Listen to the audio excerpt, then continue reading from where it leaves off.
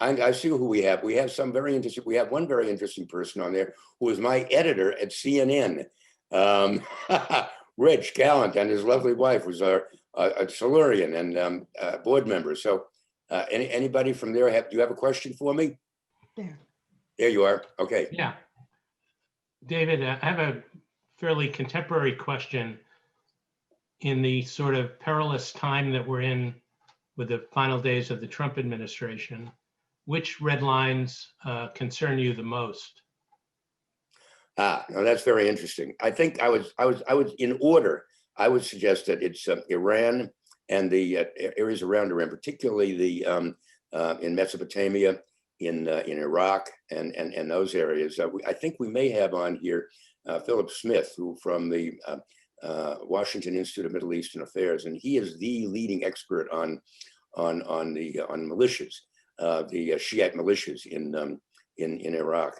And what he's found is that even since the election, there have been at least 20 new militias that have sprung up. In fact, I wrote a little something about that for you, as a matter of fact, a little while ago.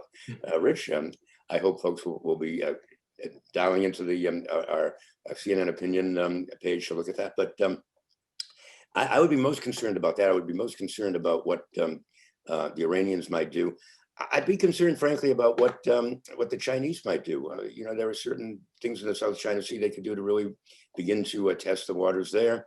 I'd be concerned about Afghanistan, the Taliban.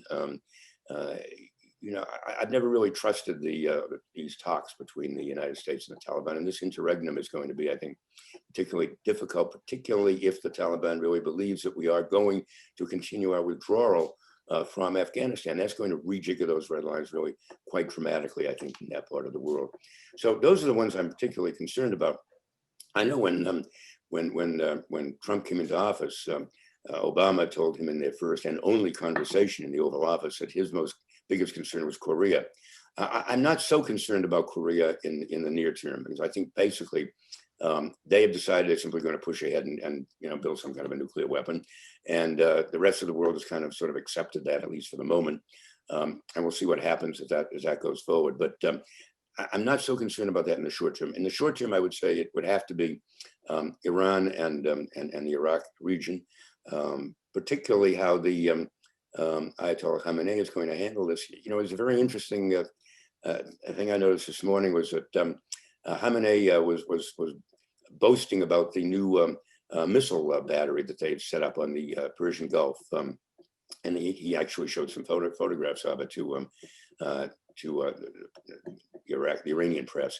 And Jake Sullivan last weekend when he was on CNN, Jake was saying that in fact they're most concerned about missiles, and that the next round of talks has to not only involve sort of reestablishing that red line of the Iranian nuclear deal, but also going a step further and looking at the missile issue.